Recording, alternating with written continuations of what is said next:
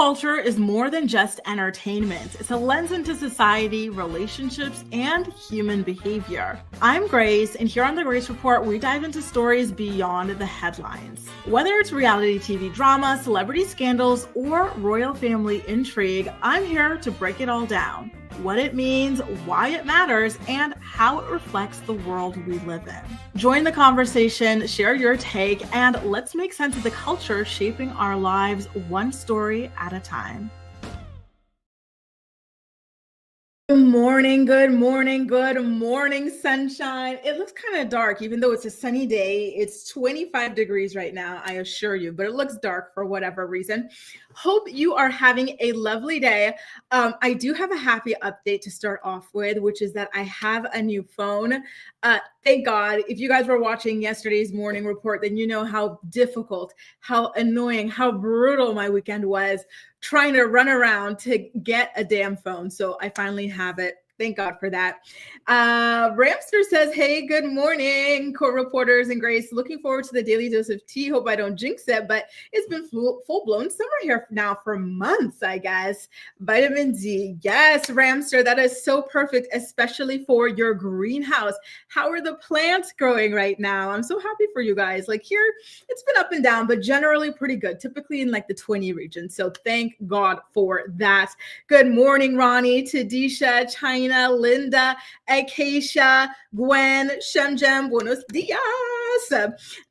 Good morning, Lena, Ace, awesome, Sal, everybody else watching us from the bushes as well. Shout out to the bushes. Whoop, whoop. So nice to see y'all. And I'm so happy that you managed to get some time away from, the grind of working to be able to join us, Sal. China says, yo, I'm finally here early for a live. Green is your color. Thank you so much. Thank you, thank you, thank you. I love a good emerald green. I feel like green is so good for dark skin, olive skin, and the gingers. Shout out to my redheads. Good morning, Lucky, as well. We've got so much to discuss in today's episode of the Morning Report. There are definitely some highs and lows per usual. I do have a pretty big update about the It Ends With Us film drama that just seems to be never ending. Then after that, we're going to talk about Jenelle teaming up with Nathan's wife to harass his ex-girlfriend Anastasia as well. Kale Lowry got a neck tattoo. She's hard these days, y'all. And a lot of updates about the Diddy court case. Very, very, very shocking and horrific update. So just an FYI on that. And Denzel Washington losing his cool at the Cannes red carpet with a photographer who got a little bit too handsy with him. And of course, we're going to wrap it up with a recap of Bravo's Love Hotel as promised. I finally got to watch it. East Awesome. I know what you were talking about now because I too was disgusted watching Ashley make out with that man who is old enough to be her damn father. Good morning, Venetia. Nice to see you. What was number 5? Gwen, let me go back and see. I'm on time for once. What is the number 5? What does that mean? What does that mean? What does it mean? Good morning, Cammie, Summer Breeze. So nice to see y'all. Good morning, Freddie LaBelle. Nice to see you as well. All right, you guys, like I said, there's lots to discuss. So why don't we get this show on the road? Why don't we? And I'm so happy, by the way, Ramster, that your greenhouse is bursting. Freezer full already. So jealous. Do you do cauliflower pizza crust, cauliflower rice? I love cauliflower buffalo wings with cauliflower and whatnot. That is amazing. Oh God. You guys already know that's my dream. After this Parisian chapter, I'm going to have a garden and a house and all these beautiful things. I can't wait, Ramster. Good morning, Allie, YouTube addict. So nice to see y'all. Thank you, thank you, thank you. It is beautiful. Isn't it such a beautiful color? So why don't we start off with It Ends With Us, okay? So as you guys are aware, both Blake Lively and Justin Baldoni are suing each other, and it all stems from Blake Lively's claims that she was actually harassed on the set of this film. So now, she also claimed, by the way, that she had lodged some complaints with HR and whoever was supposed to be overseeing all of this, but that it was mishandled, not even properly investigated and whatnot, right? And so Wayfarer, they went ahead and hired a third party to conduct an investigation on their alleged investigation, and Blake is currently trying to stop it from happening. So what you're seeing here on this screen is a document that Blake Lively had filed in court to try to put a stop to Justin Baldoni and Wayfarer parties third-party company trying to see if an investigation even actually went down, if it was a fair investigation and whatnot. So she's doing this on the basis that Justin and his team are only hiring this third party for show. It's illegitimate. And she's asking for the judge to block this from happening. She says that they are hiding stuff. They talk to people, recorded interviews, but they won't give us those recordings or notes, and that's not fair. They should get us that info later if I can't see it now, essentially. And she really just wants for the judge to make the studio give her everything directly that was collected as purported evidence in these harassment case or this harassment complaint that she had lodged. So some of those pieces of information include people that they interviewed or talked to, what was said, any notes or recordings. So she's also saying that, listen, what Justin Baldoni and his team are claiming, which is that this party is going to be doing a neutral investigation, is just not possible. You can't say that you're doing a neutral investigation, but you'll only show results if you like them. If the studio wants to use this investigation in court, they have to share it with everyone and not keep it secret.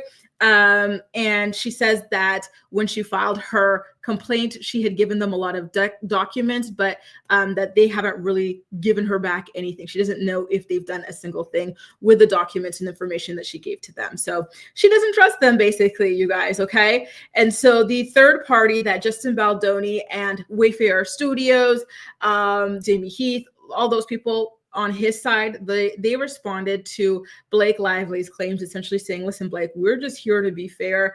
I don't know what all this drama is with you. By the way, this is their copy. So they said, we got your message. We were upset that you think we're being unfair, but it's not true and it's not fair to be claiming that. We were hired to check the facts. We were asked to figure out whether Blake actually filed complaints about what happened and if the movie ignored those complaints. And if Blake is telling the truth, we want to find that out through our investigation. And yes, it's true that this filming and this alleged harassment went down quite a while ago, but we still have to check. And even if the movie company did not act right away like they should have, we still need to investigate now because the law says serious complaints like this must be looked into. And they also refute Blake's claims that they are just trying to do whatever it is that Wayfarer Studios wants for them to do, whatever is in Wayfarer's best interest at all. They said, no, we are very much neutral. That is not how we work. Even though, yes, the company is paying us, we are independent like referees and we decide who we talk to and we're not on anybody's team. And so they do acknowledge that they cannot force her to participate in this investigation and that all they can do is ask questions. And to kind of wrap up their plea here, they say that they promise to be fair and neutral and that they're just trying to figure out what the truth is based on what all of the people involved tell them. So I'm kind of curious to know what you guys feel about this. So like, whose side are you on in this? What did I do in this particular situation? Do you think that it makes sense for Wayfarer to hire an independent third party to look over whether or not they properly handled Blake's alleged complaints? Or are you more Team Blake in that, well, I don't trust you. I don't think you handled this properly. And I think I would be stupid to allow for you guys to hire a third party. Here's my thing. In the court of law, whenever you see these kinds of trials or whatever, lawsuits take place, both people hire their own independent researchers, right? So in Johnny Depp versus Amber Heard, we saw a psychologist, right, who spoke to both of them, right? But was more leaning towards Amber's side of things, right? Because the psychologist was hired by Amber. Then we saw another one who did who did speak to both of them, but was more on Johnny's side of things because this was somebody that was hired by Johnny. So I do acknowledge that that biases exist, of course, depending on who has hired the person. But at the end of the day, why don't they do it that way? Where, okay, fine, we'll go with Justin Baldoni's team and their investigation, but then Blake can also go ahead and hire her own third party, right? And go from there with that as well. Because I do understand what she means with like the idea that like it's a little bit worrisome. I'm against you. There's $400 million on the line. Why would I trust somebody that you hired? It just, to me, it doesn't make any sense. So I understand what she's saying. Oh, I see a bunch of you guys are joining us now. Nice to see y'all. Good morning, Nikki. Good morning, Nora. Good morning, Ash. Good morning, Gala, Jessica. Who else is in here? So nice to see y'all. Good morning, Mariah. Just watched my grandson's graduation of kindergarten. How amazing is that? Congratulations to him. They're so cute with their little cap and gowns and their diplomas and their little robes. Summer Bree says, I lived in the same city my whole life. 2 years ago, I moved to rural farmlands of Boston, Massachusetts, and I started a garden. I love it. That sounds absolutely. Listen, you need to start a TikTok channel. Ramster needs to start a TikTok channel. And y'all already know Acacia is on TikTok, Miss Houston Rose Gardener. I am obsessed with gardening TikToks. And, you know, I think you guys are just living the life. And I think it's so beautiful. You got to share that on the TikTok. I grew watermelon, grape, I am so damn jealous. Y'all are living the dream. I'm telling you, you are living the freaking dream, right? It's crazy. You know, it's so beautiful to be able to experience, you know, city life and then be able to transition into country life as well. Like just being able to experience different walks of life and everything is just so damn beautiful. And I love that. I'm so happy for you. You guys have such incredible gardens. It sounds absolutely amazing. Ronnie says, and good morning, Mariah. Ronnie says, oh, I think they both effed up somewhere and they're both hiding something and are trying to cover it all up. And I completely agree with that too. I don't think that anybody has their hands clean in all of this. YouTube Addict says, I see both sides. Third party, yes, but who's paying will come out looking favorable, in my opinion. Same here. I kind of do wonder if the court is able to have their own list of third parties or something like that. Or, you know, maybe the money is paid for by both sides 50-50. It goes in some kind of, what do you call it when you put escrow, where money goes in escrow this way? You know, it's not going to be a biased thing, because I do understand Blake Lively's concerns, if I'm being honest. And good morning, Cynthia. Nice and early, up for work. Love to be able to accompany you while we're here. And of course, Acacia, I love keeping up with your TikTok and your YouTube. It's so amazing. Summer Breeze, you're making me so jealous. Good morning, Star. Nice to see you. Oh, and I love this. Star, you are so active, and I love that for you. And I'm happy to see you continue to just be thriving in everything. That is so beautiful.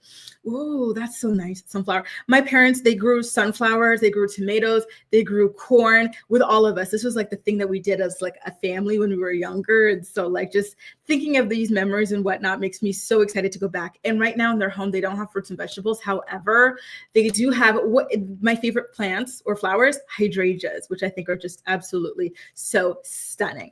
Mariah says, I've been both country when I was a kid and I live in the city, miss being in the sun in my granny's garden. There's just something so nostalgic about it, isn't it? You know, I kind of feel like we all, or a lot of us, kind of like go far from the way we were raised or whatever, and then we eventually come back to it, kind of like in a full circle moment, like, okay, I get it now. Maybe the calm isn't so bad. China says, listen, we got to have a side, you know, I would love to have like, we got to figure out how to talk more about this like planting, gardening stuff, because it is so damn fun to hear how all of you guys are making out with that. Sunflowers grew so tall last year and the bees and butterflies love them. I planted more this year and I can't wait for them to bloom. I'm so jelly. Ramster says, Amber Heard overplayed her hand and is not smart enough to lie. And Depp's lawyer was a beat in a good way. Either Lively or Baldoni should have hired her. And she was incredible, wasn't she? What was her name again? It started with a C. Was it Camilla or something like that? I don't remember her name. But she was really just absolutely incredible. A true superstar.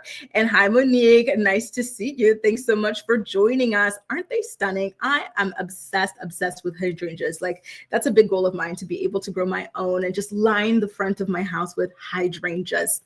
Now, you guys, why don't we get into the Jenelle Evans of it all? Oh my God. This girl is always caught up in some mess. And you know what? This is a video that I need to make for my channel members. So sorry about that, you guys, but I've just been all over the place, just trying to get everything that I need to get done. But basically what happened over the weekend is that Nathan Griffith's ex-girlfriend, the one that he's currently in jail for allegedly strangling, she and David Eason's current girlfriend, Canel, they did this prank over the weekend to pretend that they were meeting up together in Las Vegas. And, you know, it was something that really triggered Jenelle a lot, of course, because, you know, she's got her eyes on these ladies, particularly Anastasia. And so Jenelle said basically that she was going to be paying them back and that they would suffer for pulling that sort of a prank on her. Right. And so now shout out to the Ashley's Reality Roundup for this exclusive, because we find out that Jenelle is not actually a victim in all of this. Not that anybody even saw her as one, but we find out that Jenelle has actually been obsessively behind the scenes trying to upset Nathan's ex-girlfriend, Anastasia. And so the Ashley got her hands on an audio tape of a 911 call that was made by Nathan's long-suffering wife. What is her name, this woman? Hang on, May. So yes, Nathan's long-suffering wife, May, made a call to 911 with Jenelle in the background. And I'm going to play the audio tape for you guys, okay? But Jenelle is in the background coaching her on what she should say to the 911 operator. Because one thing about Jenelle is that she is an expert at calling 911. She has called 911 on her husband, David, at least like 50 times since they've been married. And she has called 911 on her children several times as well. So take a listen to the audio tape, and we'll talk about it a little bit more on the flip side. Okay. So once again, shout out to the Ashley's Reality Roundup for this exclusive. Yeah, I have I want to, how do I say? I'm sorry for my English skills. I need to get escort police, because I'm married. My husband is in jail right now, but he was living with someone else, and he left all his belongings, his wallet, his cards, his dog, everything in that house. Yeah. So I need to go to see if the lady who was living with him wants to provide me his stuff, but I don't want to go alone. Yeah, we can send an officer out to assist you. What's the address? Okay. Yeah, let me give it to you. Okay. Let's see. Do you think I have any right to do it? So in this situation, it's a civil issue. So you'd have to speak to like a lawyer to see what rights you want to have, or you could. But we can try, right? Yeah, we can always try though. If she doesn't want to open the door, then there's nothing officers can do though. But we can always try. Gotcha. Yeah. Okay. And are you within 10 minutes away? Yes, we are. Yeah, 10 minutes, right? Yeah, 15 minutes away. We are. Okay. So by the time we're done, you'll be about 10 minutes. So, okay. So is it like the landlord of your husband, or what's the relationship there? Well, it was a girlfriend. Oh, okay, got it. They got into a domestic situation. My husband was detained. He's in Clark County right now. Okay. And She lives with her mother. And she lives with her mother as well in that place. Got it. Okay. And do you know the girlfriend's name, the first and last name? Yeah. It's Anastasia. So how embarrassing is it calling 911 because you want to go to a house that your husband lives in, lived in before he got locked up, right? Because right now he's in jail. So you're calling 911 about the situation. Your husband's in jail. There's a house that he lived in before he got locked up. You want to get the things out. And so the 911 operator is like, what is this? His landlord or something? What's the deal here? Oh, it's his girlfriend. What? And then on top of that, you hear Jenelle in the background giving all the information that this lady needs to make this call. And why is Jenelle even involved in this? She and Nathan broke up so long ago. Nathan has had nothing to do with her, nothing to do with her child. So why are you even involved in this? And then for the wife, why are you involved in this? The man has left you. He's had a whole girlfriend for such a long time that he has been flaunting on the internet. And you're trying to go use your gas money to go to this girl's house to pick up his trifling things. For what? I cannot think of a good reason to be bothered with that at all. In my opinion, that is between him and his girlfriend.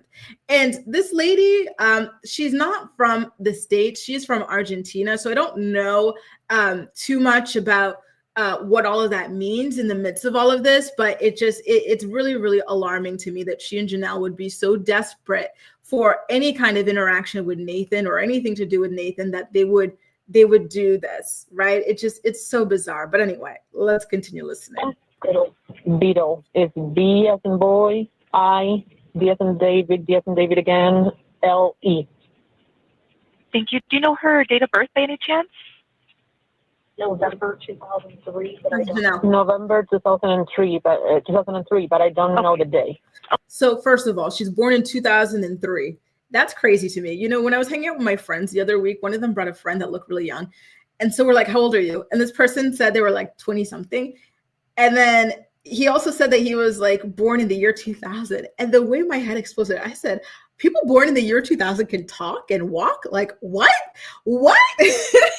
Like 2000 and something. I think it was even like, what year was it? Like 2005. Like the way my brain exploded. So first of all, when you're listening to this audio tape, did you notice that Jenelle had this girl, Nathan's new girlfriend, right? Or now ex-girlfriend anyway. She had her birthday memorized. Like the level of unhinged, the level of obsessed that Jenelle is with this Nathan fella has to be studied, because that is just terrifying stuff. Anastasia, if you're listening to this, maybe you should change your birthday, because that is scary. That is some scary stuff, you know, like what is this? Why does your ex-boyfriend's baby mama from a million years ago that he hasn't even contacted in a million years, who like, you know, the child he hasn't even had any contact with in a million years, why does she have your birthday memorized? Something about that would just send chills down my spine. Like it just feels absolutely insane. Like Tadisha says, Jenelle is a total pick me for Nathan. It's a very bothersome, creepy situation, as Dan is saying as well. China says Jenelle is a walking grenade and she's constantly pulling her own pin to explode. This girl is not going to be happy until she F's around and finds out, which I completely agree with. Ramser says Jenelle must have nothing to do. She has so much time on her hands, bored out of her effing mind. And this is it, right? Like she's got 3 children in her house. You know, at least at this time, she still had Jason in the house as well, whose fathers are not involved, right? Who aren't doing well in school. And this is what you're spending your time doing? Really? Instead of tending to whatever situation is going on with these children? Like that is absolutely insane. Like says, quote, the woman he's living with, so ashamed to say it was his girlfriend, right? After she said she was the wife. It's just so crazy to me. Like, why would you go spend your time? Why would you go spend your money just to go and do this? You know, like, does this lady have her papers in the US? Like, is she doing this for papers or what? Like, why are you just so happily married to a man who's got another girlfriend, a man who has put the paws on you, the new girlfriend, and every other woman? Why? You know, his own sister. Why? What is going on? Like, I do not understand this. I think it's crazy. Like, if she does have some kind of green card visa issue, I need somebody to let her know that if you've been a victim of DV, you're going to get your green card, like guaranteed. Just go ahead, report that, and you can divorce him and move on with your life. You do not have to put up with this, right? Like Shemjum says, this is a hot mess. I could not agree anymore. Like, what is this? This is so weird. Dan says it doesn't take long to take butthole pictures, leaves a lot of free time. But what about the children? They're not, you know, and this is not a criticism of them. It's just the result of the environment that they're being raised in. But the one thing that we've learned over the years is that they're not doing that well in school, right? We've heard a lot about Jace's problems with running away, this, that, and the other, being suspended. Kaiser was getting suspended. This, like, take care of that. Like, you know, when you're done with your photos, take care of that situation instead of running around behind a guy who doesn't even care about his own child and has not bothered to see his own child, send money for his child, anything, right? And isn't that crazy, Jaleesa? Yeah, he's married to this chick, and it just, you wouldn't even know it because he's got this girlfriend that he has been proudly flaunting on the internet for almost a year now. Cynthia says, I didn't even realize he was married either. So pathetic and a waste of time, right? Mrs. Hall says, Jenelle is freaking weird. And I couldn't agree anymore. Keisha says, some things just don't change. It's giving Jenelle is obsessed with a new girlfriend, 100%. And it's so crazy to me, the way that she's able to multitask when it comes to like jealousy over her exes moving on, because she is also obsessed with Dog Killer Dave's new girlfriend as well. Right. And that's why the two girls kind of teamed up to troll her over the weekend. Shem says, why aren't they divorced? I can't have a husband gallivanting around with a girlfriend. It's a hell no to the no for me. Exactly. That is why I'm wondering, because like, is she a United States citizen? Like, does she have green card issues? Like, she doesn't want to go back to her country or something like that. Is that why? Because if you guys watch 90 Day Fiance and whatnot, like, sometimes these situations that the people or like the types of people that these people accept to marry or whatever, just to like be able to live in the States or whatnot, that is what this situation is giving to me right now. And it makes me like so sad for her. Like, again, if anybody is able to get in contact with her, and if that's the situation, somebody let her know she qualifies for that green card because she was a victim of DV. And isn't that crazy? Jaleesa, 2003. Oh, the way I am starting to feel old. I actually felt like I was thinking about this when I was in the store over the weekend. I was just looking for some clothes for the Cowboy Carter concert. And, I was looking at some of these things that are now back in fashion, that are things that I used to wear, like, and just thinking, oh, wow, I should have been nicer to my mom growing up. Like as kids, you're like, oh, you're older, this or that, like as a joke. Now I'm like, oh, like this is painful. Like now I know, like this is painful. And she used to talk to me about like, wow, it's crazy that you guys want to wear these things now because this is what I used to be wearing like back in my day. Now that's how I'm feeling. Like, what is happening? This is so crazy. Cynthia says, I bet Jenelle even knows the girl's social security number. She knows that number. She knows the blood type. She knows when she had her last period. She knows everything about this woman. And it is absolutely terrifying. We need to save Anastasia from stalker Jenelle, because this is not okay. Not okay at all. This is crazy. Absolutely crazy. She probably has it all tattooed or something like that on her upper thigh. That's why I haven't seen it yet. And me too, Shem. I'm a 93 baby too, but it just feels so, it's just something about like the 2000. Your birthday starting with a 2 is crazy, because I think like we all grew up with people from the 1900s. So just anything that starts with a 2 is absolutely crazy, even if it's not that much younger than we are technically or anything like that, right? But it's just, wow, honestly, it's wild. Janelle's obsessed with anyone and everyone except her children. And I think you're right, sadly. I think you are right, and that's the sad part about her. Like these kids, they just want her to love them properly, right? And to be there for them. And she just cannot be bothered. She wants those things from these other people who really do not matter in the grand scheme of things. There is a little bit more to the 911 call. So let me continue with it for a while. And I'm going to put up you guys' comments on the screen as well, okay? Okay, and I'm just going to get her description. She's 21? Okay. Is she white, black, Hispanic, or Asian? She's Asian white. Oh Asian my God, white. Jenelle. Okay. Do you know how tall she is, roughly? If you don't, that's okay. 5'4", I guess, or I don't know. Is she thin, medium, or heavy build? Same. And what color hair does she have?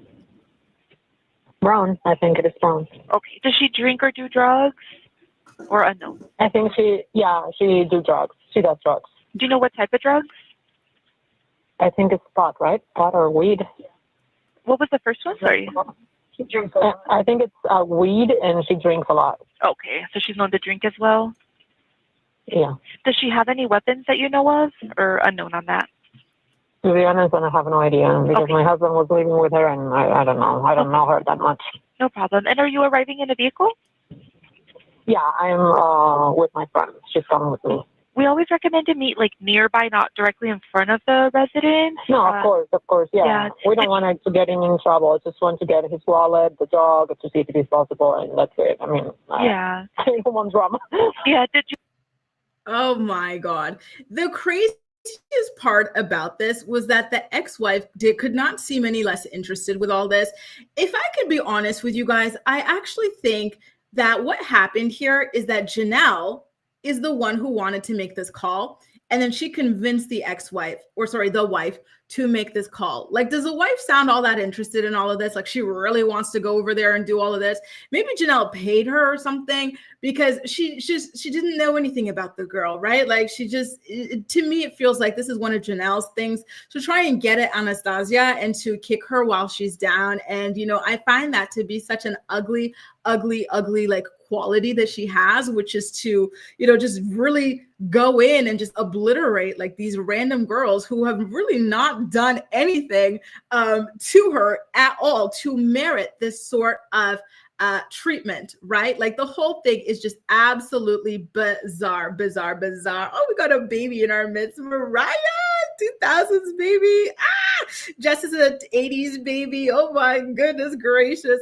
I have to go to you for a second here, Summer Breeze, because the way I was zooming in on your photo when you were telling me about your grandchildren, I was like, Summer Breeze, if I didn't know any better, I would say that you were in your like 20s or something like that. Is this a picture of you? And you look this young and you got your grandbabies? Damn, girl, drop the skincare routine, please. Like he says, not coaching on what race she is. Everything. Like, she is absolutely insane. Like, do not ever listen. I don't think any of you guys would ever, be in the dating pool with like anybody who would date Jenelle, but just in case, do not ever date anybody who has dated Jenelle, because she will be so obsessed with you. She will ruin your freaking life. And for what, right? Ronnie says, sad for her poor kids. Grow up, Jenelle. It's disgusting you choose men over your kids every time. And isn't it crazy that everybody has been saying this to her over decades, and it just still does not sink in? She still doesn't feel like she has a problem. She still doesn't feel like she has done anything wrong. Like, it's just so disturbing, right? The call makes Shemjan and myself as well just cringe so bad, so bad with my friend. Isn't that crazy? Oh my God, Summer Breeze. And this is you in your photo still? Oh my God, you look so young. Again, literally, I would think that you were like early 20s or something like that in your photo. Wow. Ramster says Jenelle and her ventriloquist dummy. That's a good one. Should be charged. China says if Jenelle had a good head on her shoulders and 2 functioning brain cells, she really could be a better private investigator. And it's true, she really could. Like, she's got the moves for it, right? Oh my goodness. Shem says, I have never watched any Teen Mom yet. You have never watched Teen Mom? What? I feel like I know all these people from your chat. That's crazy. Oh my God, I had no idea. That is so funny. Oh my goodness. Summer Breeze, you look good. You look good. Ali says false calls is illegal, improper use of resources. Damn. And I agree. Like, I'm surprised that the 911 operator really even entertained this. Like, I'm surprised that the operator didn't even ask who the hell that is coaching her. Like, what is really going on here? Did your husband with the girlfriend ask you to do all of this? Like, sorry, this is an unprofessional question, but why are you even doing all this? Let him rot, let his things rot. Like, come on now. Like, it just does not make any sense. But listen, not many things in the terrible world of Jenelle Evans really make much sense, right? Now, you guys, why don't we get into the Kale Lowry story? Former Teen Mom 2 star Kale Lowry got a neck tattoo. Yup, Ramster, a neck tattoo. Listen, she's got 7 children. Yeah, only 2 are listed on the neck tattoo. I downloaded the video from her Instagram, but I haven't gotten the opportunity to watch it all. So maybe that's something that she explains in this video, and we're going to find it out together. Take a look, you guys, if you're watching live, by the way, or even if you're watching the playback, please, if you're enjoying today's episode of The Morning Report, do not hesitate to go ahead and give it a thumbs up so the algorithm knows that you like it. And share your comments. If you're watching live, I'm going to put them on the screen. And if you're in the playback posse, I'll just chat with you in the comments. What kind of appointment? We're going to go get tattooed. I'm going to get a tattoo on my neck.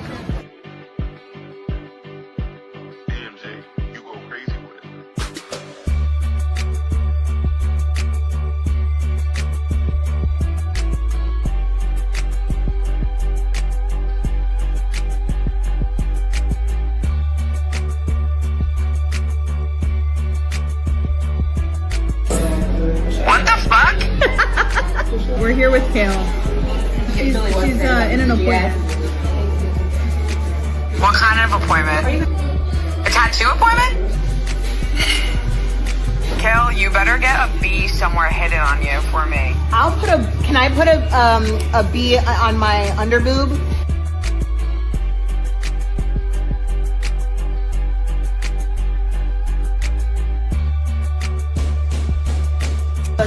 That's super cute.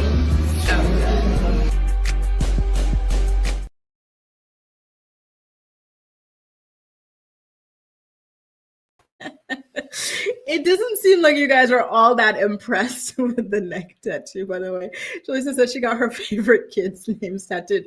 Listen, I'm surprised she didn't just get Lux, period. Because, remember, like one thing about her was when Creed was born for the first year or two, even like the pregnancy, she was complaining about that one. So I was surprised that he got included. He's kind of like the Toby of her children based off the way she speaks about them. Mariah says, I have 2 neck tattoos, but it's my kids' names behind my ear. Don't put me in the same category as Kale. I love the ear tattoos. I will say I find those to be really, really cute. But is it painful to get it done? Because like there's that bone. I guess it depends on where on the ear you get it done. But those are really, really cute. Nikki says, I can barely read it. Listen, same here. I actually didn't even know what it. Listen, let me pull up a picture. I think I got a photo of her neck somewhere here. Come out wherever you are, because they like the cursive of it is a little bit like blurry and a little bit light, so it is kind of difficult to read. So I definitely felt the same way as you did. I had to like watch the video to know what the tattoo specifically even said. I thought I had taken a screenshot of it, but apparently I did not. And so when I take the screenshot and when I put it up, you guys are going to see it even more, like just how difficult, like if you don't know like the context or this or that, it would be really difficult to know what this thing actually even says. So again, Kale just got a new neck tattoo, right? She's always had tattoos, especially the sleeve and whatnot, but never really a neck tattoo. And it features the name of the children that she shares with Chris Lopez. Those are Lux and Creed. So the photo is now uploading here on the back end, and you guys are going to see the font and everything like that. I think the font is beautiful and everything, but again, like we just mentioned here in the live chat, it is a little bit difficult to be able to read. I got a hangnail. I'm gonna just bite that off. You know what I thought it said at first? I thought it said be kind. That's what I thought it said, right? But it does say Lux and Creed. Jess says sometimes tattoos get done in stages. Maybe she will add more on later. Maybe that's the case. Maybe she'll do. Okay, so you've got 4, what is it? You've got 7 kids, right? And you've got 2 sides to your neck. Actually, no, you've got 4 sides to your neck, right? You can have it on the throat. You can have it on the right side. You could have it on the back side. You could have it on the left side. So listen, again, I wasn't a math major. So maybe you divide it by family tree, right? So this one is from the Rivera. So this would be Isaac, right? And so she did here, which is the Lopez, right? But the boys have the 2 different last names though, but it's still the Lopez tree, right? Lux and Creed. Then in the back, wait, actually, who came before those 2? It was Lincoln. So this is the Marroquin side, Lincoln, Lux and Creed. Now in the back, Kale, it's okay, you can take this idea for free, right? Now in the back, you put like the Scott tree, right? Who are those again? Rio, Valley, verse.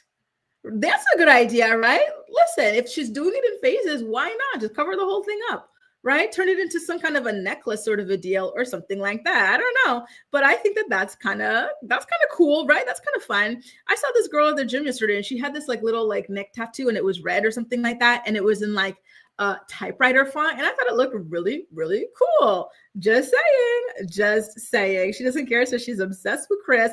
Like you said, sometimes I think she just wants to be that cool girl in the 2000s, and it's just like, girl, you've got 7 kids in 2025. Acacia says, Kale never surprises me. What's next? Chris, the love of her life. Listen, she's single now. Chris is single. Maybe they'll be back at it. Maybe they're already back at it and keeping it in the background. China says, I thought it was going to be a skull or a rose or some mess. There's this tattoo that I love. Speaking of these kinds of like cliche tattoos, there's this tattoo that I actually really love. It's like a snake. People always have it, like, I think it's typically ladies. They have it on their forearm, this snake that goes like this. I like that. And I like the rosary anklet thing. I always tell people I could never get a tattoo. I feel like my skin is too dark for tattoos, but I like these ones. I think that they're so fun and so beautiful. Lex says, I have to pause and read. Yeah, y'all, you know, it's a little bit faint. Jaleesa says, call me ratchet, but I love a good neck tattoo. Listen, why not? Why not? Like I said, I saw this girl at the gym with this little typewriter. Maybe it was her birth year or something like that. I don't know, but in red. And I thought that was kind of cool. And to be honest, I don't really think that this looks ratchet at all. Like, it just looks nice. It looks faint and whatnot. The only thing to me that sticks out about it is that she only had 2 of her children's names tatted. But like somebody said a little bit earlier, you know, maybe it's something that she's doing in different phases. I don't know anything about tattoos, but listen, it might be a painful thing to get there. And so maybe this is all she can handle for one sitting. I don't know. Kale, listen, it's kind of like Giselle from the Real Housewives of Potomac. She was giving this speech to people like, be kind. And that woman is anything but kind, right? And Ellen DeGeneres, that's how she would close off her thing, right? Wouldn't she be telling people to be kind or something like that? And then it came out that she was a nightmare behind the scenes, and then she had to flee the country when that whole controversy came out, right? Yeah, Raven, like we're guessing so far, at least we're hoping that it might be just, you know, maybe it's too painful to get all of these done at the same time, and she has to like split it up into different sections. We'll see, y'all. We'll see. Meanwhile, I think we do have another Teen Mom story, but a little bit later down the line. What I do have right now is the Diddy saga. Demon Diddy, you guys, you already know it's going to be a lot of very ugly stuff. So just an FYI in case anybody is uncomfortable with that. But we got to talk a little bit about what went down in court yesterday. It was another damning day for Diddy. And here's the thing. At this point, we are just over a week into the trial. And we have mainly just talked about his relationship with Cassie. So I'm kind of curious if anybody knows this kind of information. If not, I will go and take a look a little bit later on. But when do we kind of like progress in the timeline and, you know, with all of the other things that he is facing currently? Because I think that the prosecution has done a fantastic job thus far of painting that picture of him being a monster and him trapping Cassie into his organization or into his life and not giving her any place to go, right? So I am very curious about when we kind of move on into other victims or other things that he has done to earn all of these charges that he is currently facing. So like I said, yesterday they did a fantastic job of continuing to paint that picture of him holding Cassie hostage, essentially, right? So somebody took the stand who was one of Diddy's former assistants, and his name is David James. And he said that he had a private conversation with Cassie early into her relationship with Diddy, where Cassie told him, you know, they were on a yacht, by the way, that Diddy had rented to impress her. And she said, wow, this lifestyle is crazy. And this former assistant told her that she can leave if it ever felt overwhelming. And she replied saying that she can't and that she couldn't get out. And so according to his testimony, Cassie had told him that Diddy controlled many aspects of her life, and he had seen it for himself as well, right? We all know this. He controlled her music career, her apartment. He gave her a monthly allowance. He owned her car. He would take things away whenever he was pissed off at her, all sorts of things like that. And he would call her. He would send people after her. There was no real way for her to get away. And one of the greatest examples of her trying to get away was in this video, right? So it's something that was very, very clear, which I'm happy that they're continuing to hammer in. But I think at this point, they've already done such a fantastic job that I'm looking forward to seeing what else happened to other people to kind of tie the rest of this case together. Dawn Richard, former singer for Danity Kane, Diddy Dirty Money, she also took the stand as well. So this is her heading into the courtroom. And she had witnessed so much of Diddy's brutality towards Cassie as well, that made her extremely, extremely uncomfortable. But due to her position in Diddy's life, she was too scared to even speak out, right? Because her own livelihood was at stake and her own safety was at stake. So when she first took the stand on Friday, this is something that she said, right? Which is that she felt as though he threatened her life at a certain point when she just looked horrified by something that he had done to Cassie. So Dawn Richard, she was signed to Bad Boy Records from 2004 through 2012. And she said that she would see Cassie relatively often. However, Diddy disliked when people spoke to Cassie, saying that they would pay for it like brutally if they ever did speak to her. And she said that she witnessed several situations where Diddy, Sean Combs, was aggressive towards Cassie. And so there was even a moment where she claims that Diddy tried to beat Cassie with a skillet because he was not happy with the way that his eggs were prepared, or that his eggs were not prepared quickly enough for him. You know, that story still is just so incredibly disturbing to me. So he was trying to hit her on the head with a skillet, and she managed to break the impact with her. Sorry, this is my brother. And so she managed to break the impact with her hands. And so even just the idea of being hit anywhere on your body with a skillet, right, much less your hands, your head, or whatever, is just absolutely horrifying. And I really, really hate that this ever even happened to Cassie at all. And so other people testified about this, including a former Bad Boy employee named Hervé Pierre. And so he said that he saw moments like this, but he was not able to intervene either. And then back to Dawn Richard, she said that there was a time where they were driving to Los Angeles and Diddy told Cassie to shut up and slapped her. And the rest of the car ride was incredibly silent after that. And then there's this testimony from one of Cassie's former best friends that makes me particularly sad, because I feel like, especially the older you get, like a lot of us have had experiences with friends getting into relationships with, abusive men, right? Or partners or whatnot. And you're right, Nikki, hang on. Guards, I'm so sorry. I forgot. Bring him out. Thank you. There he is. Thank you.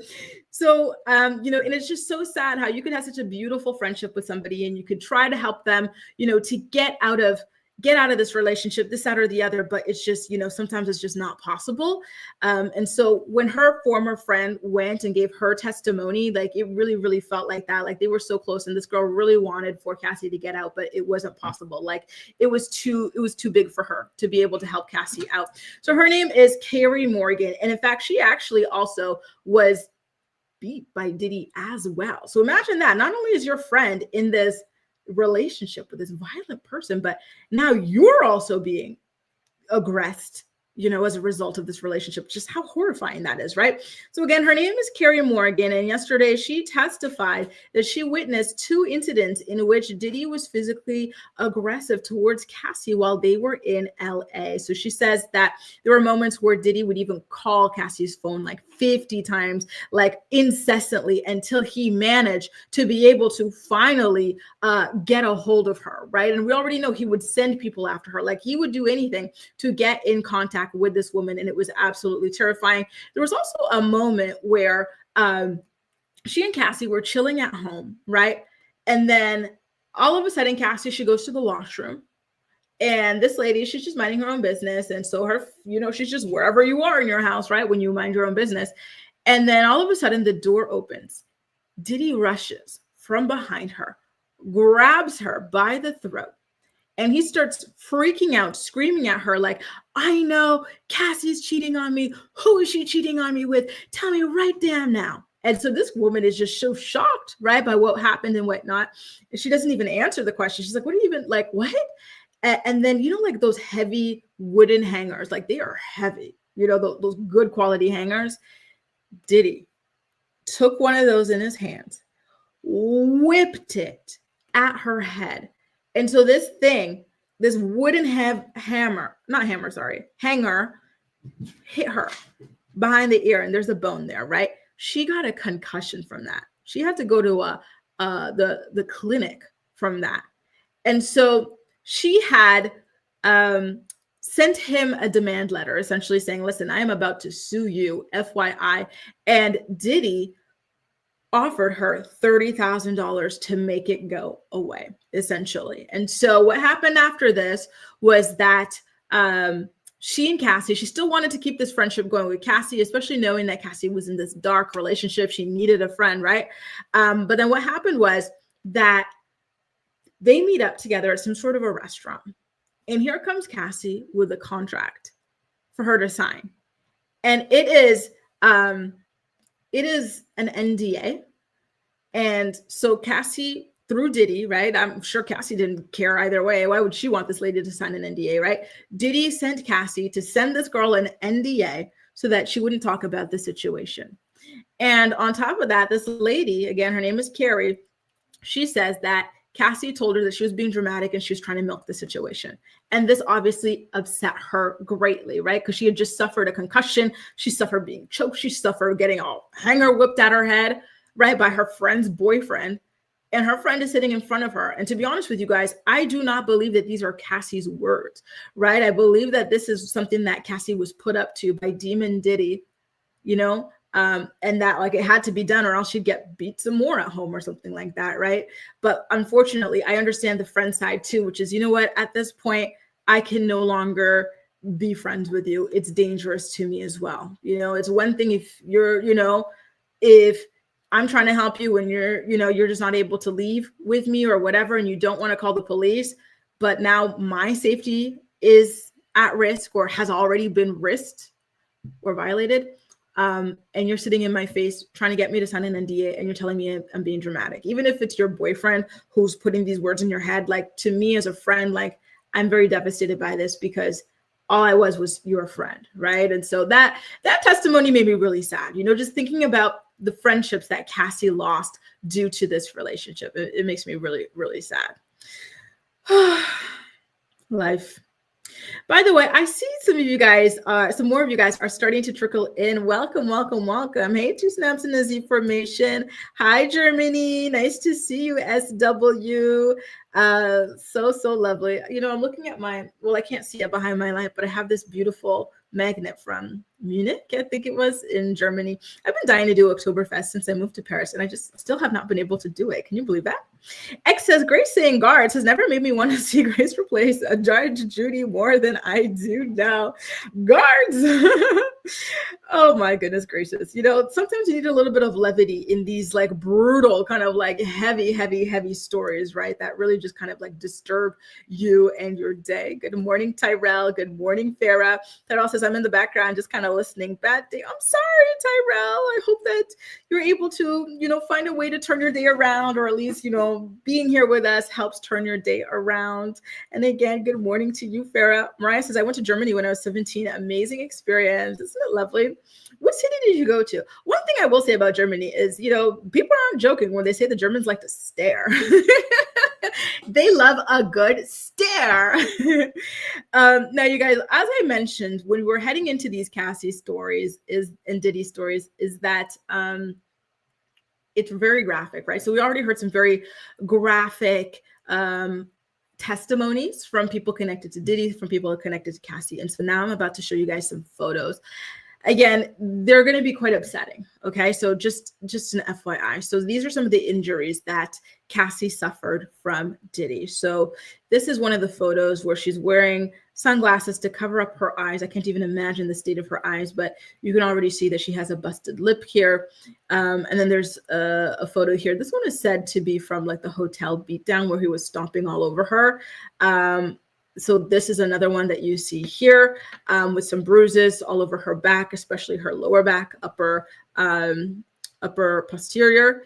And then this one is the most disturbing as of all, like the cut, like the gash, like the depth of it is just absolutely insane on her upper brow. And it looked like it was her left side. I'm just so horrified for Cassie. And again, every time I talk about this story, my mind just cannot wrap its head around or itself around just why anybody would do this to anybody, right? If somebody, it's just the level of disgust and hatred you have to have for somebody to treat them like this is just insane, right? To me, like, this is how you treat people that you despise, you hate, you rue the day they were born. This is how you think, about them, or you want to treat them or whatever. That's what I would imagine people wanting to do to their enemies, right? But this is somebody that you had around you all the time. This was supposed to be somebody that you love. This is supposed to be why? Like, he had pure hatred from this woman. Like, he wanted to delete this woman is what it feels like based off of these photos, right? Like, what is this? It's just absolutely disturbing. I do not get it. Like, Anyway, one thing I've learned about this Diddy stuff is that you will just go crazy trying to imagine why anybody would do anything like that. So sometimes you just got to talk about the situation and not even think about it too much, because your brain is just not violent enough. It's not gruesome enough to even imagine doing even a tenth of what this guy was doing to people. You know what I mean? Thank you so much, Tyrell. That is so sweet. And I'm so happy to be here with you. Thank you, thank you, thank you. My Canadian girly. Mariah says she went to Hamburg. I'll say you went to Hamburg as well. Frankfurt. And yes, they made me so comfortable. At first, they knew I was American. They love a good stare down. And there's just something so fascinating about it. There's this like German guy on the TikTok. He's like blonde hair. And he makes these like funny little TikTok memes about like German guys or dating a German guy. And like, I find them so fun. It's like a nice way to like really understand some things a little bit more about the culture. Ramses says Hamburg and Frankfurt have such different people like night and day. Do tell, do tell, do tell. Jaleesa says, oh, my poor Cassie. Farah says, someone you claim to love. Exactly. This is hatred. This is pure hatred. This is like, I want to delete you level hatred, right? Venetia says, I feel sorry for Cassie because she suffered a lot. Same here. She really, really did. Nikki says, right. Like he had everything. What was he so exactly? What were you so angry about? Why were you doing this? Like, what do you get out of this at all? Right? Like he's evil, truly evil. His struggle is real. Good morning, Becky. Nice to see you from Vegas. Shout out to you in Vegas. Yeah, pure hatred. He's got such an ugly spirit. And I truly, truly, truly hope that he rots in jail for the rest of his life. And I hope that the inmates treat him the way he treated Cassie. You know, I truly do. I do. Now, you guys, why don't we get into the Denzel Washington of it all? There was this Denzel Washington sort of confrontation on the red carpet that I wanted to talk to you guys about. So I believe you guys are aware right now that there is the Cannes Film Festival happening in the south of France, right? And so there are a lot of celebrities from all over the world over there premiering their movies. And it's just it seems like such a fantastic time. And so imagine my surprise when this morning I woke up to find news that Denzel Washington got into a kerfuffle with a photographer on the red carpet. There he is, just screaming at the man. I'm going to show you guys the video, and I want you guys to tell me what you think about it, okay? So here it is. It's only about 30 seconds long, but let me know what you think.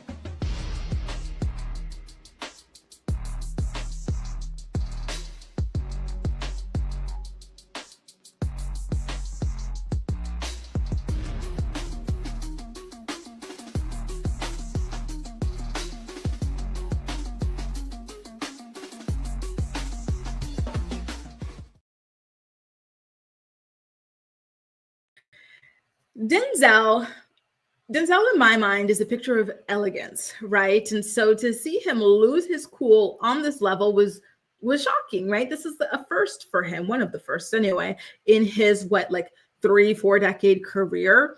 And so from what I understand, what happened was a photographer on the red carpet, when he was walking past the photographers with Spike Lee, with A$AP Rocky, a photographer grabbed him by the arm and asked him if he could take a photo, right, with him, or of him, sorry. And Denzel did not appreciate that. So Denzel said, do not grab me to ask me for a photo.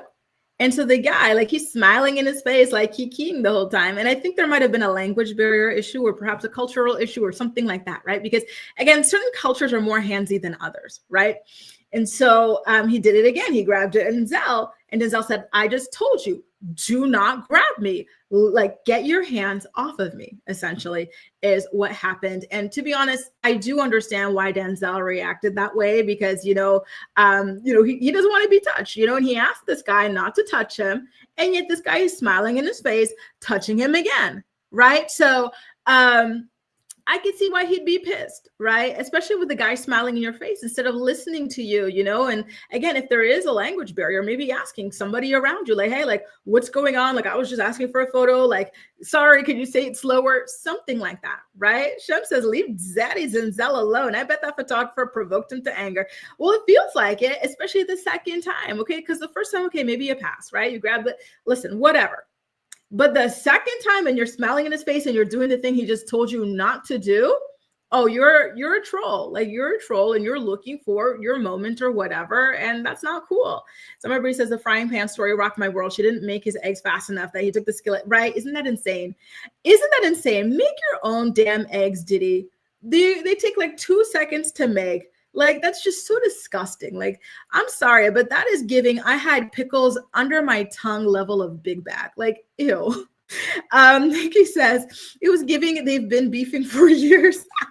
It kind of does look like it, right? I've never seen Denzel this ruffled, but remember, Denzel has been going to Ken for years. So listen, maybe that beef does go back for years, right?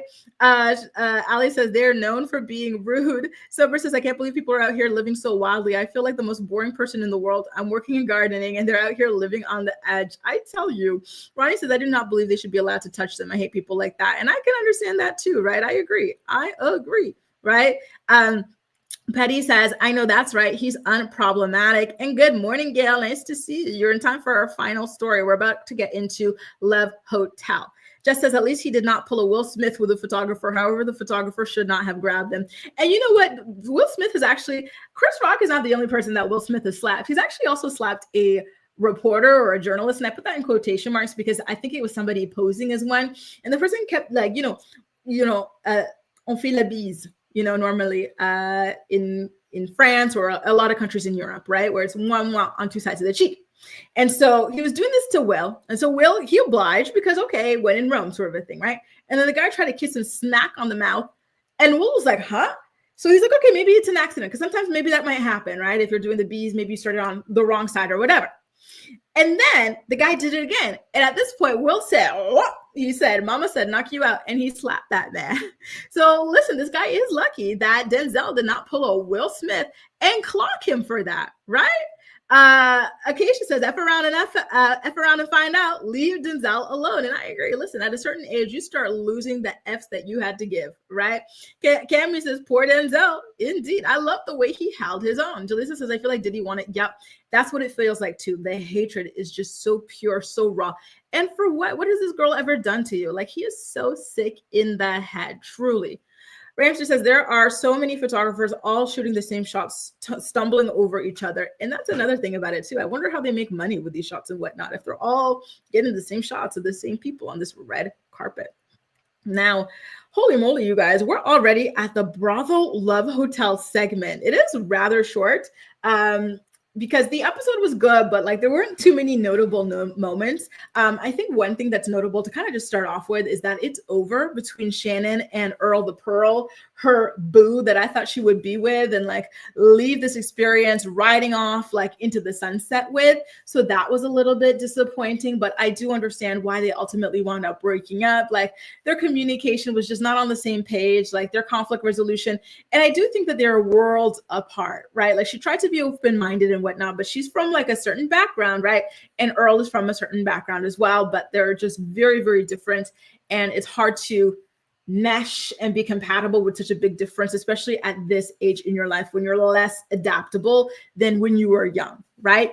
So at the top of the episode, though, we start off with Ashley and that guy who had come into the experiment a little bit later. And so his name is Jason, by the way. So Ashley actually kind of dumps him essentially at the very beginning of the episode because Jason was bragging about how he was in a throuple with 2 ladies. Listen, I would dump him too, right? Like, I'm sorry, but I'm not interested in somebody who's into that sort of thing. Like, that's too much. I don't like greed. I do not like greed. Like, you have one girlfriend or whatever you want to call it. Why do you need a second one? And at the same time, like, I don't get it, right? Like, that's just not something I get down to. Hang on one second. Okay, I'm sending a text message. Yo, my brother, he likes to like call me to like tell me these stories. And I can't say too much because he's probably watching right now, trying to see why I'm not picking up. But listen, I'll call you back.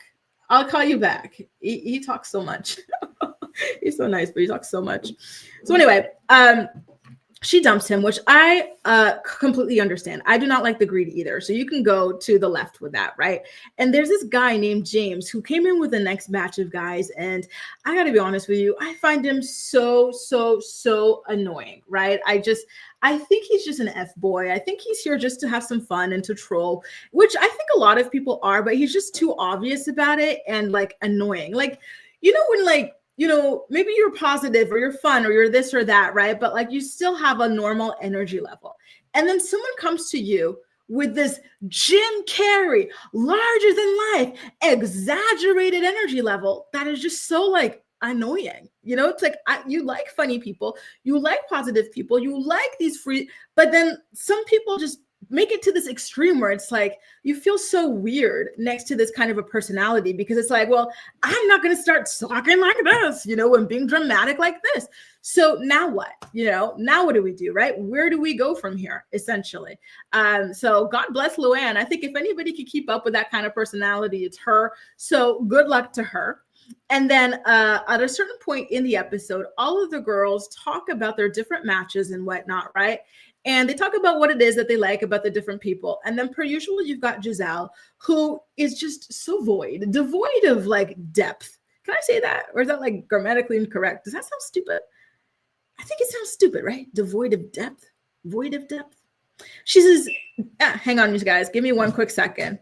I'll be right back. The Morning Report is brought to you by Philo. Watch your favorite shows and movies from over 70 different channels, including MTV, TLC, WeTV, and more for only $28 a month. Get a free trial today by clicking the link in the description box of this video to get your free trial up and running.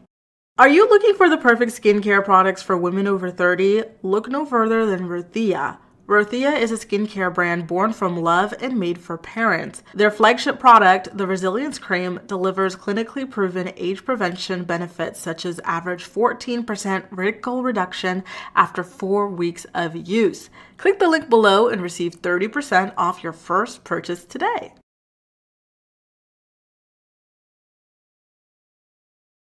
Back.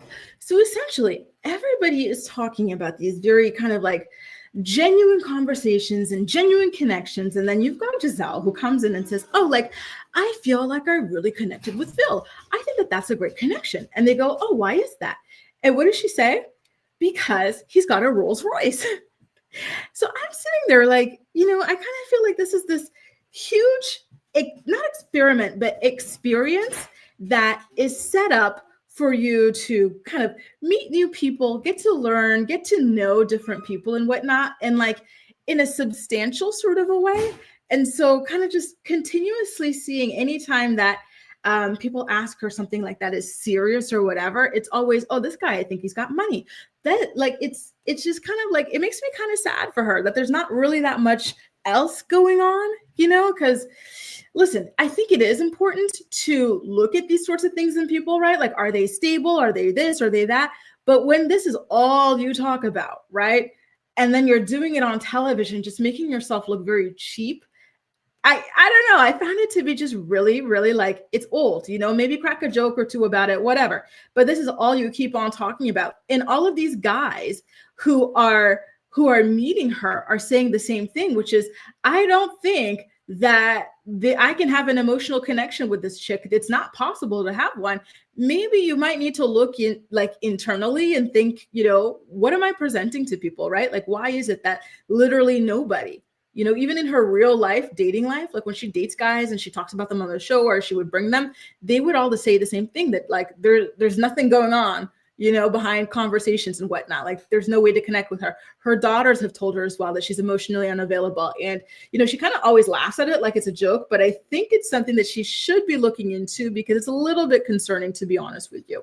Now, this section made me think about East Awesome in particular, because this is something that East Awesome was mentioning being disgusted by in yesterday's morning report, which is when Ralph kind of like decided to go ahead and try and make a move on Ashley, because Ashley had let it be known at the end of last week's episode that she was attracted to this man. And this man is shocked because he's in his 60s and this girl's in her 30s. Like he was trying to like get down with the chicks like around his own age. And so now, of course, he's not attracted to Luann. He's not attracted to Shannon. He was attracted to Giselle, but there's nothing going on. They're not going to be able to like build an actual connection or relationship with her, right? So he said, a 30-something-year-old wants to throw her coochie at me? Hell yeah. So he spent this entire episode going after Ashley, right? And then it worked. And she was hot for him too. Listen, those daddy issues had her hot in the pants for this man. And so she actually went out of her way to make out with him, which is something that she was kind of chastising the other guy for it because he didn't go out of his way to make out with her or make any kind of physical contact, right? So I think this is something where you're really seeing like the daddy issues at play, because if it was the other guy and she had to do all this, she'd be complaining, right? Because he was more age appropriate. But if you are swiping your senior discount card, don't worry, she will come to you. And so they just made out so much this entire episode. And I'm sorry, but it grossed me out. This man could be her father, right? Like, it looks like she is making out with her father. Like, it is just so weird. I'm sorry. It is so freaking weird. So that happened a lot throughout the episode. And I think they're going to actually hook up, which, listen, go for it, right? Like, why not? Go ahead, bang it out if you need to, but please keep these makeouts off my screen. And then, she did tell Giselle about it after the fact, right? Because this was somebody that was, you know, a match for Giselle as well. And so she told Giselle about it, and Giselle played it cool with her. But you can tell that Giselle was actually low-key pissed off about this and felt kind of like backstabbed, because she then has this moment where she says something which I found to be very ugly, actually, right? So she was like, really? Like, you're into Ralph? Like, you were telling me that, like, he doesn't look like he's a good kisser because he's got these thin lips. I was like, girl, listen. Even if she said that, that was private girl talk off cameras, because she did not want to hurt this person by saying something so rude on camera, right? And for you, because your ego is bruised, you want to go and throw this in her face. But in throwing this in Ashley's face, you hurt his feelings, right? Over something he cannot control, right? Like about his physique or whatever, which I felt like was like very ugly of Giselle to do. But again, this is one thing about Giselle. Like, she's just, there's something going on with her where she just, certain things just don't click for her. And I find that to be just really sad. I don't know. That made me go like, early girl, like, why would you say that on camera? Like, that is so freaking rude, right? Like, he's watching that. His family's watching that. Like, that's rude, really rude. Anyway, let me see what some of y'all have to say. Star said that I suffer with greed. I'd like 3 husbands, but I'd never really do it. I'm the opposite. I feel like even one guy is more than enough. Like, oh my God, I can't do it. I can't do it. Like, even one, I'm barely hanging by a freaking thread. Gail says, I'm happy my family members are okay from the thunderstorms last night and the tornadoes. Poor Jenna had a third heart panic attack. I'm so sorry to hear that. And I'm glad that you guys are all doing okay. Where are you guys about? Gail, I didn't hear anything about a thunderstorm, but thanks so much for keeping us posted. And hey, Muffin, not her coochie. Yup, she was hot in the pan. She said she wanted some of Grandpa. Gail says, I'm praying that Sean Diddy Combs will go to prison for life for him beating the esh out of Cassie and his freak off parties too. Same here. I agree. He deserves it. He really, truly does. He is sick and he has no place in society. Daniela says, call me crazy, but 30 and 60 is gross. I agree. It is. It's weird. You know, like, yes, she's an adult and everything and whatnot. She's lived her life. She's had her divorce. She's had her kids. But like, just visually, like, again, like, this could be her father. This looks like a father-daughter taking things a little bit too damn far. It looks so weird. It looks so weird. And if I had to see it, y'all have to see it too. Like, what is this, Ashley? You know, you have these like hot young tenderonis fighting over you. You've got Wale. You've got Jason, right? And this is what you're out here doing? Girl, heal. Please heal whatever is going on inside of you, that this is what you're chasing after, you know? Like, it just, oh, I'm sorry. Listen, maybe like if he got with like a 50-year-old or a 45-year-old or something, right? But like a 30-something, oh God, ugh. Let me put it up one more time for good measure, because oh, Lord have mercy, right? So again, like I told you guys, all the guys are complaining that it's not possible to have an emotional connection with Giselle, and again, I find that to be very sad. And as we round up the episode, we get, you know, it looked like we were going to be led to the girls like having this like big hookup or whatever, right? Luann goes off with her guy to her room, and so we all know that Luann, she's kind of like an F-boy. Like, she likes to like hook up and bounce, right? Which, why not? And so I thought that we're going to be seeing like, you know, bounce chicka wow wow, like the music, the lights going off. No, she wants to model her fedoras for this man. And it was just absolutely hilarious. And then we also had Shannon with her new guy. I think his name was Adam.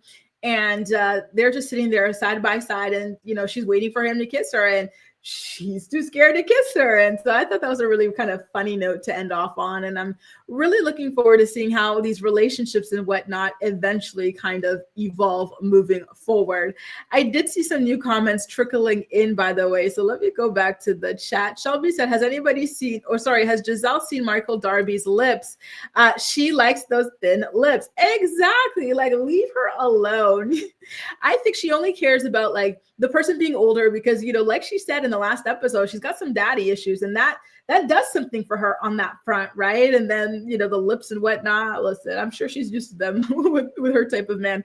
Gail says, I agree with you on 100%. I feel like the same way that Diddy Combs wants to. Yeah, that's why I've been praying that Diddy Combs will get life in prison. And please keep praying, Gail. Me too. He deserves it, and I hope he stays there.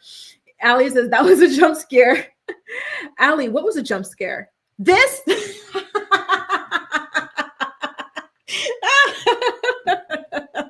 Sorry, Allie. I had to. Oh my goodness gracious. And I'm sorry, Daniela, too. It was so gross. And it happened multiple times. We never got to see her do it with like Wale even, or like Jason. Like, these are these hot young tenderonis, and you're not like driven to make out with them. Like, this is what you're trying to like. Sorry, this is what you're trying to make out with. Girl, get help immediately. My goodness gracious. Like, you secured the bag. Well, some of it anyway. The Bravo bag. Like, you're good. You do not need to, like, you know, sell ass to move out from under a bridge anymore. Gail says, we live on the other side of St. Louis, Missouri, in Illinois. Oh, okay. So I had no idea. Oh, you know what? Maybe that makes sense because you know, and Jaleesa might be able to tell me about this, but I know that Beyonce had multiple shows in Chicago and like something about the rain yesterday. So now, okay, I did hear about rain, but I didn't know it was like thunderstorms and whatnot. Jeez. Okay. I'm glad you guys are doing okay. Daniela says, my dad is 60. I'm 33. Hell no. 45 is my cutoff. Exactly. And even 45 kind of feels like old. You know, it's so hard to figure out like what your thing is. Because for me, I'll give you guys an example. I don't like guys that are younger than me or like my age even. Like, if you're exactly the same numbers as me, I don't love that. I like someone maybe like 3 years older, maybe 5 years older, maybe 10 years older. And then after that, it's kind of like, oh, it becomes a little bit complicated. I don't know. But yeah, I feel like 33, 45 should be your max, right? Because what is that? That's 12 years. It's like, okay, like there's a little bit of a difference, but like you still, you know what I mean? It's not something where people are going to turn around and go, what the hell is that? The way that they would like with Ashley and this man, be like, oh, you know, like she's biracial. That could be like her white dad or something like, and then you turn around and start making out like, oh, Shelby says, I'm cracking up, but you're, you know, and it's so stupid. I have to tell you guys something too. I was talking about this yesterday, but I have this laugh that I used to do just to be obnoxious and annoying, but then it became my like actual laugh. I can't get rid of it. It's like this, I have to tell you guys about it another time, but it's this crazy thing, but keep the rain over there. Ali says, Ali, she is funny. My husband in 6.5 years, it's borders. See, I feel like that's a good amount of age gap, 6 years or whatever. I feel like that's a good age gap. Ferris says Ashley has major daddy issues. I agree. Listen, she's got a lot of time. She's got a lot of money. Go ahead and get your behind in therapy, Ashley, because I would hate to see you continue to chase after these, I'm sorry, but these freaking geezers for the rest of your life. You know, you're 30. Just imagine you're in your 40s and you have to like be the nurse to your husband or something like that, you know, because like you married someone way too old for you and you're in a completely different stage of life, you know, like I don't know. It feels like too much, right? And I think that's something I think about more and more, like, okay, like maybe it's cute, a nice little 10-year now, but like in a couple of years, is that going to be okay? You know, I don't know. I don't want to be nobody's nurse, you know, unless we're the same age. Or I'm in a phase of like slowing down in my life as well. Give me 1 second, Shem. I'm going to go in order before I lose the rest of the comments. Alexandria says, my dad is 61 and I couldn't imagine the ick. Same here. Absolutely not. No, thank you. Gail says St. Louis, but you know what? I think the difference is that like, you know, and I don't mean this to be rude or whatever, but like we have our dads in our lives and we know them and we see what this age looks like and whatnot. So like, just for us, it's not possible, right? But maybe because Ashley does not have her father in her life, like this is kind of like a vivid concept that's not concrete for her. Do you guys think that that could be it? Shem says, my husband's only 3.5 years older. He's 35 and I'm 31. See, like, you guys, you know, like same phase of life forever kind of a thing. You know, I think that that's nice. There's no real like generational kind of like misunderstanding or cultural differences or whatever. My grandma, no, you've been sounding good to me, Shelby. I didn't notice anything crazy, right? I just got this one. Alexandria Star says, my sister's 23, young and beautiful. She has the old ugly tree. Not you coming for your sister. She has the old ugly tree monster boyfriend. Being around them made me physically ill. I'm disowning her if they marry. Damn. So what's her attraction to him? Listen, in Ashley's case, she likes money. What's your sister's deal? Listen, we're among friends here. Do tell, Star. Do tell. Gail says, thank you so much, Grace. You're such a nice person. Thanks, Gail. And again, I'm so happy you guys are doing okay.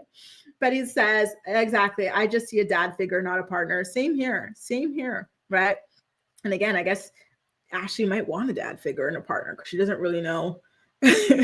Star, the people are cracking up over your comments because she doesn't really know what like having a dad figure is like. And I find that really sad, right? Because the mom's new boyfriend or whatever, her stepdad could have been a dad figure, but remember, the guy doesn't work. He doesn't do anything to be a proper dad figure, right? Like Ashley had to save the family by selling herself to Michael because the mom's boyfriend wouldn't step up. Shem says, my sister's husband is 50 and she's 39. See, that I get, right? Only an 11-year age gap, and they've been married more than 10 years now. But I always thought he was old for her anyways. To me, 10, 11, ça va. That works. It sounds kind of crazy, though, when you see 50 and 30 next to it, but it's 39. So that's good. Wow. And they've been together for a while? More than 10 years. Wow. 29. So like 29 and 40. What is it? 40. Okay. Listen, I think 10 year is kind of my max. I think 10, 11 is my max. Ali says, the way you have me cackling, Star in the office. I love her comments. Daniela says, no, yeah, for sure. My husband and I, are you Canadian, Daniela? Because this whole no, yeah thing is so Canadian. My husband and I are the same age. I win him by a couple of months. Ooh, cougar. No, I'm joking. So this says Thursday, it was a tornado warning in Chicago. The storms were bad. Yeah, isn't that crazy? I heard about the rain, but I didn't know it was a full tornado. I'm glad you guys are doing okay in Chi-Town. Ronnie says, my husband and I are 6 years difference, right? And married for 15 years this year. Oh, amazing. Congratulations, Ronnie. That's incredible. So many beautiful love stories. Shem says this year will be their 15-year. Oh, so look at that. Ronnie, you and your husband have the same 15-year anniversary, wedding anniversary as Shem's sister and her husband as well. Absolutely lovely. Y'all, listen, I got to run. I have to paint my nails really quickly, and then I have to head up to the 9th to go hang out with my friend. Y'all know I love the 9th arrondissement, so we're going to do a little bit of like a cappuccino chit-chat sort of a deal.